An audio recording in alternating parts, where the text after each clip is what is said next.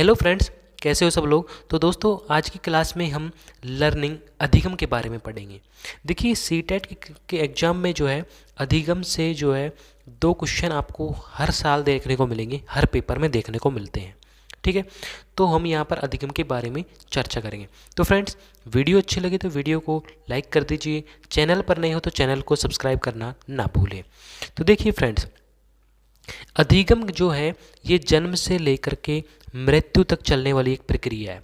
अर्थात जब बच्चे का जन्म हो जाता है तब से बच्चा सीखता रहता है और जब तक वो वृद्धावस्था हो जाती है, उसके बाद में जब मृत्यु को प्राप्त होने वाला होता है तब तक वो सीखता रहता है और मृत्यु पर्यंत तक, अंत तक मृत्यु जब होती है तब तक वो सीखता रहता है। तो ये जो सीखने की प्रक्रिया है इसी को हम क्या कहते हैं, अधिगम कहते हैं। अधिगम की प्रक्रिया जो है जन्म से लेकर मृत्यु तक चलती रहती है। ठीक है, व्यक्ति प्रत्येक परिस्थितियों से सीखता है, मतलब कि जब उसके जीवन में एक से विपरीत परिस्थिति हो, चाहे जो है अनुकूल परिस्थिति हो, सारी परिस्थितियों से जो है कुछ ना कुछ सीखता है व्यक्ति या कोई भी बच्चा हो। ठीक है, और अपने व्यवहार में परिवर्तन करता है। अब चाहे प्रतिकूल परिस्थिति हो चाहे अनुकूल परिस्थिति रही, उसने जो भी सीखा और फिर उसने उसे अपने व्यवहार में डाला तो अपने व्यवहार में भी क्या हुआ, परिवर्तन हुआ। ठीक है, यही सीखना है, इसलिए हम कह सकते हैं कि परिस्थिति के अनुसार अपने व्यवहार में परिवर्तन लाना ही अधिगम। मान लीजिए सर्दी आई, तो सर्दी की जब आएगी तो सर्दी में या तो क्या करोगे कि या तो आप खुद जो है गर्म कपड़े पहन लो, या फिर क्या करो कि वातावरण को अपने अनुसार ढाल लो। मतलब कि या तो वातावरण को अपने अनुसार ढालो या फिर खुद वातावरण के अनुसार ढल जाओ। ठीक है, अब है अधिगम के कुछ इंपॉर्टेंट पॉइंट्स हैं और ये एक एक इम्पोर्टेंट लाइन जो है ये बहुत इंपॉर्टेंट है। ठीक है, तो पहली बात कि सीखना जो है अनुकूलन, एडेप्टेशन की प्रक्रिया है। अनुकूलन है मतलब कि जब हम सीखते हैं तो ये हमारे अनुकूल होता जाता है, क्योंकि कोई विपरीत परिस्थिति है, हमने उससे कोई सीख ली तो वो क्या हो गई, फिर हमारे अनुकूल हो गई। ठीक है, अधिगम जन्म से लेकर मृत्यु तक चलने वाली प्रक्रिया है, एक निरंतर प्रोसेस है। ठीक है, अधिगम मुख्य रूप से एक सामाजिक प्रोसेस है, सोशल प्रोसेस है, सामाजिक प्रक्रिया है। मतलब कि अधिगम को हम समाज में रह कर के भी सीखते हैं जो भी चीज़ ग्रहण करते हैं वो समाज में रहकर करते हैं। ठीक है, सीखना जो है सार्वभौमिक है, यही नहीं कि हम ही सीखते हैं, हर कोई बच्चा हर कोई व्यक्ति सीखता है, इसलिए सीखने की प्रक्रिया कैसी है, यूनिवर्सल है। ठीक है, सीखने से व्यवहार में परिवर्तन होता है। सीखना क्या है, व्यवहार में परिवर्तन करता है। ठीक है, अधिगम एक जटिल प्रक्रिया है। जो अधिगम है वो एक जटिल प्रक्रिया भी है। कैसे है, कोई भी विपरीत परिस्थिति आई या फिर कोई भी हम नई चीज़ सीखेंगे। अधिगम कब होगा, जब हम कोई नई चीज़ सीखेंगे, और जब कोई नई चीज़ सीखेंगे तो हमें कोई मुश्किल आएगी, इसमें कोई समस्या आएगी, तो कैसा है, अधिगम एक जटिल प्रक्रिया है। ठीक है, सीखना एक मानसिक प्रक्रिया है, मेंटल प्रोसेस है। मेंटल प्रोसेस कैसे है, हम सीखते कैसे हैं, मस्तिष्क के थ्रू। मतलब कि हमारा मस्तिष्क जो है वो मानसिक प्रक्रिया करता है और उसी के द्वारा हम जो है सीखते हैं। ठीक है, अधिगम एक जटिल प्रक्रिया है जिसमें लर्नर्स की एक्टिव एंगेजमेंट की ज़रूरत होती है। मतलब कि जो सीखता है, जो अधिगम करता है, उसकी कैसी भूमिका होनी चाहिए, सक्रिय अधिगमकर्ता की भूमिका होनी चाहिए। ठीक है, अधिगम एक रेखीय तरीके से नहीं होता। ये नहीं कि हमने इस तरीके से कोई चीज़ सीख रहे हैं तो इस तरीके से एक सीधी रेखा की तरह सीख ली, ऐसा नहीं होता। बल्कि जो सीखने की प्रक्रिया है वो कुछ इस तरीके से चलती है, स्पाइरल नुमा। ठीक है,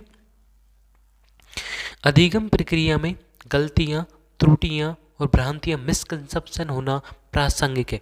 जब हम सीखते हैं तो कोई भी चीज़ हम जब सीखेंगे तो उसमें गलतियाँ होंगी या फिर त्रुटियाँ होंगी या फिर कोई ना कोई हमारे दिमाग में जो है भ्रांति उत्पन्न हो जाएगी। तो सीखने की प्रक्रिया में ये सारी चीज़ें होना जो है एक अधिगम का हिस्सा है। ठीक है, अब बढ़ते हैं आगे। देखिए, बच्चों द्वारा जो त्रुटियाँ होती हैं, बच्चों द्वारा होने वाली त्रुटियाँ वयस्कों और बच्चों और वयस्कों के चिंतन में गुणात्मक भिन्नता, क्वालिटेटिव डिफरेंस को बताती हैं। मान लीजिए एक छोटा बच्चे की सोच है और एक बड़े व्यक्ति की सोच है, तो दोनों की सोच में क्या आएगा, मात्रात्मक गुणात्मक भिन्नता आएगी। दोनों सोचते एक तरीके से ही हैं लेकिन गुणात्मक रूप से वयस्क व्यक्ति क्या है, ज़्यादा अच्छे तरीके से सोच पाता है। ठीक है, अधिगम जो है शिक्षण अधिगम प्रक्रिया का एक भाग है जिसमें अधिगमकर्ता के चिंतन प्रक्रिया को समझा जा सकता है। लर्निंग टीचिंग लर्निंग प्रोसेस का भाग है अधिगम। मतलब कि जब कक्षा में टीचर पढ़ाता है तो टीचिंग लर्निंग प्रोसेस होता है, और उस टीचिंग लर्निंग प्रोसेस में जो बच्चे सीखता है तो टीचिंग लर्निंग प्रोसेस में क्या होता है, अधिगम होता है। और उस अधिगमकर्ता का क्या होता है, चिंतन प्रक्रिया। जो बच्चा है, जो लर्नर्स जो सीख रहा है, अधिगम कर रहा है, उसकी चिंतन प्रक्रिया, माइंड को समझा जा सकता है। ठीक है। स्कूल में अधिगम में परिवेश से सहभागिता द्वारा कौशलों और ज्ञान का अर्जन पर अधिक बल देना चाहिए। स्कूल का जो एनवायरनमेंट है उसमें मतलब कि एक दूसरे बच्चे को एक दूसरे की सहयोग करना चाहिए, और उससे क्या होगा, एक दूसरे का कौशल और ज्ञान का क्या होगा, अर्जन। ज्ञान जो अर्जित करेंगे वो उस पर अधिक ध्यान दिए होगा। ठीक है। सार्थक अधिगम मीनिंगफुल लर्निंग में एक समस्या पर विविध तरीकों से विचार करने के लिए प्रोत्साहित करना, इनकरेजिंग करना। मान लीजिए हम किसी भी समस्या पर या फिर कोई नई चीज़ जब हम सीख रहे हैं, अधिगम कर रहे हैं, तो कोई हमें उस अधिगम में समस्या आएगी, तो उस समस्या आई है तो उस समस्या को क्या करेंगे, हम निवारण करेंगे। तो अलग अलग तरीके अपनाएंगे। जो भी हम पढ़ रहे हैं, जब जिस भी चीज़ को हम सीख रहे हैं, जिसके बारे में हम अधिगम कर रहे हैं, उसको अलग अलग तरीक़ों से विचार करेंगे, ताकि और उसके जो समस्या है उसको समाधान करते हुए उसको सीखने के लिए प्रोत्साहित करेंगे। ठीक है। अधिगम अधिक सार्थक और प्रभावशाली होता है अगर वह मुख्यतः स्वनिर्देशित हो। मतलब अब अधिगम सार्थक और प्रभावशाली कब होगा, जब हम खुद मतलब खुद सेल्फ मोटिवेटेड हो, खुद एक बच्चा जो है पढ़ने के लिए, सीखने के लिए उत्सुक हो, तो उस अधिगम सार्थक और प्रभावशाली होगा। ठीक है। प्रारंभिक कक्षाओं में शिक्षण अधिगम प्रक्रिया के लिए करके सीखना, लर्निंग बाय डूइंग महत्वपूर्ण दृष्टिकोण बेहतर है। क्यों है, क्योंकि लर्निंग बाय डूइंग जिसमें बच्चा खुद करके सीखता है, खुद गतिविधियाँ करके जो है अधिगम ग्रहण करता है, सीखता है, तो वो सबसे अच्छा अधिगम माना जाएगा। ठीक है। अधिगम के लिए विद्यालय के सामाजिक अवसरों में भी भागीदारी महत्वपूर्ण है। सामाजिक अवसर हो गए जैसे कि मान लीजिए स्कूल में कोई डांस कंपटीशन है, या फिर जो कोई जो 15 अगस्त 26 जनवरी जो इस तरीके की जो पार्टिसिपेशन है जो होती हैं, आज़ादी का दिवस हो गया, गणतंत्र दिवस हो गया, तो ये सामाजिक अवसर हो गया है। इनमें भी जो है अधिगम जो है विद्यालय के सामाजिक अवसरों में महत्वपूर्ण भूमिका निभाता है। इनसे भी बहुत सारी जो है बच्चा बहुत सारी चीज़ें सीखता है। ठीक है। अधिगम एक सामाजिक प्रक्रिया है। सार्थक अधिगम में विश्लेषण, समालोचनात्मक सोच तथा समस्या समाधान की प्रक्रियाएं शामिल है। अब एक सार्थक अधिगम मतलब अच्छा अधिगम, ताकि जो चीज़ बच्चा सीख रहा है उसमें कोई समस्या ना हो, तो उसमें क्या होना चाहिए, एनालिसिस।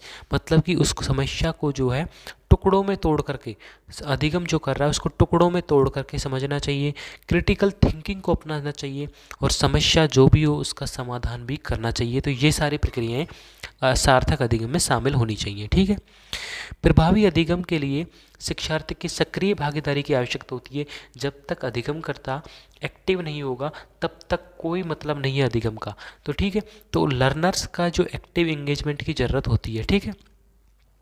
अधिगम जो है सक्रिय और सृजनात्मक होता है। मतलब कि कोई बच्चा निष्क्रिय बैठा हुआ है तो उसका अधिगम करना मुश्किल हो जाएगा। तो अधिगम के लिए सक्रिय और सृजनात्मक, क्रिएटिव होना जरूरी है। ठीक है। अधिगम जो है उद्देश्यपूर्ण और लक्ष्य उन्मुख होता है। मतलब कि एक टारगेट बना लिया हमने, एक छोटा बच्चा है उसको दे दिया हमने टारगेट कि 2 का पहाड़ा याद करना है तुम्हें, तो उसका टारगेट क्या हुआ, 2 का पहाड़ा याद करना। तो उद्देश्यपूर्ण होता है, हमने सिर्फ आज 2 का पहाड़ा सीखना है, तो ये टारगेट हो गया बच्चे का। तो बच्चा तभी सीखेगा जब टारगेट बना के देंगे उसे। ठीक है। अधिगम जो है वातावरण और क्रियाशीलता की वजह से होता है।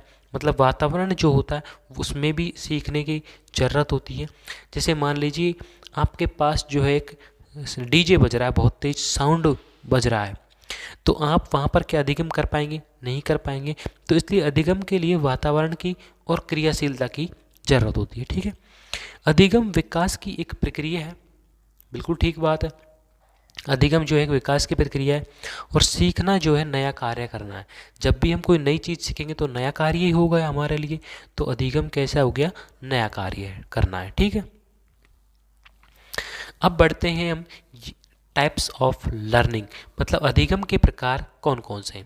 देखिए पहला व्यक्ति जो आए थे वो आए थे जीन पियाजे, और जीन पियाजे ने अधिगम के जो प्रकार बताए हैं उसमें बताया पहला ज्ञानात्मक, भावात्मक और क्रियात्मक। ज्ञानात्मक मतलब कि ज्ञान का ग्रहण करना, भावात्मक भावों को जो है कंट्रोल करना, भाव अपने जो भाव हैं उन पर नियंत्रित करना, संवेगों पर एक तरीके से, जैसे क्रोध, भय, प्यार। और क्रियात्मक का मतलब कि जो क्रिया करता है बच्चा, ठीक है। तो जीन पियाजे के अनुसार हो गए ज्ञानात्मक, भावात्मक और क्रियात्मक अधिगम के प्रकार। लेकिन वहीं दूसरे व्यक्ति आते हैं साइंटिस्ट डेविड आसुबेल के अनुसार। इन्होंने जो है 4 प्रकार बताए हैं अधिगम के। रटकर सीखना, मतलब कि एक तो बच्चा जो है रटकर सीख सकता है, लेकिन आजकल बच्चे को जो है रोट मेमोराइज नहीं करानी है, रोट लर्निंग नहीं करानी, मेमोराइज नहीं कराना है डेविड आसुबेल के अनुसार। लेकिन रटकर सीखना अधिगम का एक पहला प्रकार है। दूसरा है अर्थ ग्रहण करके सीखना, मतलब कोई भी चीज़ हो उसका अर्थ ग्रहण करवाना, जैसे कि एक घर और एक मकान में क्या अंतर है, ठीक है। मकान दोनों का अर्थ क्या हो गया। जो घर होता है उसमें क्या होता है, सदस्य रहते हैं, लेकिन जो मकान होता है उसमें क्या होता है, कोई भी परिवार का सदस्य नहीं रहता है, ठीक है। अधिग्रहण करके सीखना, अधिग्रहण मतलब कि अभी अर्थ ग्रहण करके सीखा है उसका एक स्टेप बढ़ करके है, ठीक है। अन्वेषणात्मक या फिर खोज करके सीखना, खुद ही जो खोज करके नए नए तरीके अपना करके खुद बच्चा खोज करे उसके आधार पर सीखना। ये डेविड आसुबेल ने 4 प्रकार बताए हैं, ठीक है। अब है अधिगम को प्रभावित करने वाले कारक। इनमें अधिगम को प्रभावित करने वाला पहला कारक है स्टूडेंट से रिलेटेड। स्टूडेंट से रिलेटेड मतलब कि जो विद्यार्थी है अगर उसमें कौन कौन सी कमी होंगी तो जो उसका अधिगम प्रभावित होगा, ठीक है। तो पहला है फिजिकल डेवलपमेंट। फिजिकल डेवलपमेंट मतलब कि बच्चे का भौतिक विकास, शारीरिक विकास नहीं हो। बच्चे का जो शारीरिक विकास अगर नहीं होगा तो बच्चे का अधिगम प्रभावित होगा, ठीक है। दूसरा है मेंटल डेवलपमेंट, मतलब बच्चे का जो मानसिक विकास, बौद्धिक विकास, इंटेलेक्चुअल डेवलपमेंट जो नहीं होगा तो बच्चा अधिगम नहीं कर पाएगा, नई चीज़ें नहीं सीख पाएगा। कहते हैं ना, एक पागल व्यक्ति जो होता है मंदबुद्धि हो जाता है। पागल कहना व्यक्ति कहते हैं जैसे गाँवों में की भाषा में, लेकिन जो मंदबुद्धि व्यक्ति होता है उसको जो है अधिगम कराना बहुत ज़्यादा मुश्किल हो जाता है। तो मेंटल डेवलपमेंट, मानसिक जो विकास है वो अधिगम को प्रभावित करता है। इंटेलिजेंस लेवल या फिर मेंटल प्रोसेस, मान लीजिए किसी का आईक्यू 140 है तो गिफ्टेड बच्चा है, उसको एक ही बार में समझाई किसी चीज़ को वो समझ गया तुरंत ही। लेकिन कोई बच्चा मंदबुद्धि है, बिल्कुल डल है, तो उसको कई बार उस चीज़ को समझाना पड़ेगा तब जाके वो सीखेगा, तो अधिगम को प्रभावित कर रहा है। रुचियाँ, इंटरेस्ट, अगर किसी की रुचि क्रिकेट खेलने में है और हमने उसको कबड्डी खेलने में भेज दिया तो वहाँ पर उसका अधिगम प्रभावित हो जाएगा, वो कबड्डी नहीं खेल पाएगा, ठीक है। मोटिवेशन लेवल, अगर कोई बाह्य रूप से अभिप्रेरित है, बाह्य अभिप्रेरणा से अभिप्रेरित है तो वो अधिगम को ग्रहण नहीं कर पाएगा, अधिगम नहीं कर पाएगा। लेकिन जो सेल्फ मोटिवेटेड है, खुद से स्वयं मोटिवेटेड है, वो क्या करेगा, अधिगम को कर पाएगा। लेकिन जो दूसरे से बाह्य रूप से अभिप्रेरित है वो अधिगम नहीं कर पाएगा, तो वो भी अधिगम को प्रभावित करता है। इमोशन, परिपक्वता और कल्चरल कंटेक्स्ट, सांस्कृतिक, तो यहाँ पर संवेगों पर कंट्रोल नहीं है तो भी अधिगम प्रभावित होगा। परिपक्वता नहीं आएगी तो भी अधिगम को प्रभावित करेगा। और सांस्कृतिक जो दृश्य हैं अगर वो भी समाज में नहीं कंप्लीट किए तो भी जो अधिगम प्रभावित होगा, ठीक है। दूसरा है टीचर से रिलेटेड। अब अगर टीचर में कौन कौन सी कमियां नहीं रहेंगी, कि कौन कौन सी कमियां होंगी जिससे कि बच्चे का अधिगम प्रभावित होगा। पहली बात सब्जेक्ट नॉलेज, अगर शिक्षक को जो भी टीचर जो सब्जेक्ट पढ़ाता है अगर उसको उस सब्जेक्ट की नॉलेज नहीं है तो भी क्या हो जाएगा, अधिगम प्रभावित होगा, ठीक है। दूसरा है इंडिविजुअल डिफरेंसेस नॉलेज, मतलब कि व्यक्तिगत विभिन्नता नॉलेज। अब हर बच्चा अलग अलग क्षेत्र से आता है, सबकी व्यक्तिगत विभिन्नता अलग अलग है, तो एक शिक्षक को जो है व्यक्तिगत विभिन्नता का ज्ञान होना चाहिए। अगर उसको ज्ञान नहीं है तो अधिगम प्रभावित होगा, ठीक है। गुड टीचिंग मेथड, अब शिक्षक के पास में अगर टीचिंग मेथड बढ़िया नहीं है, अच्छे नहीं है, तो भी अधिगम प्रभावित होगा। इसीलिए जो शिक्षक हैं आजकल जो है विद्यालयों में पढ़ाते समय एक से एक शिक्षक जो है मेथड, टीचिंग मेथड जो है वो उपयोग कर रहे हैं, ठीक है। गुड पेडागोजिकल अप्रोच, मतलब कि अगर अच्छी पेडागोजिकल अप्रोच नहीं होगी तो भी अधिगम प्रभावित होगा। एग्जाम्पल अच्छे नहीं दे पाएगा शिक्षक तो भी शिक्षक जो बच्चे का अधिगम प्रभावित होगा। अब अच्छे एग्जाम्पल मतलब कि दैनिक जीवन से जोड़ करके एग्जाम्पल देने, उदाहरण देने हैं, तो बच्चा जो है अच्छी तरीके से अधिगम कर पाएगा। ठीक है।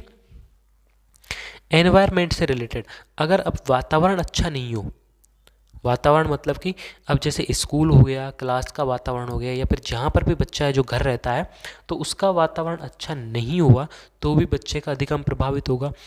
स्कूल और क्लास का एनवायरनमेंट कैसा होना चाहिए? सहयोगात्मक और सकारात्मक, कोलैबोरेटिव और कोऑपरेटिव होना चाहिए। फैमिली का एनवायरनमेंट भी अच्छा होना चाहिए, अगर बैड होगा तो जो है अधिगम को प्रभावित करेगा। ठीक है। तो फ्रेंड्स,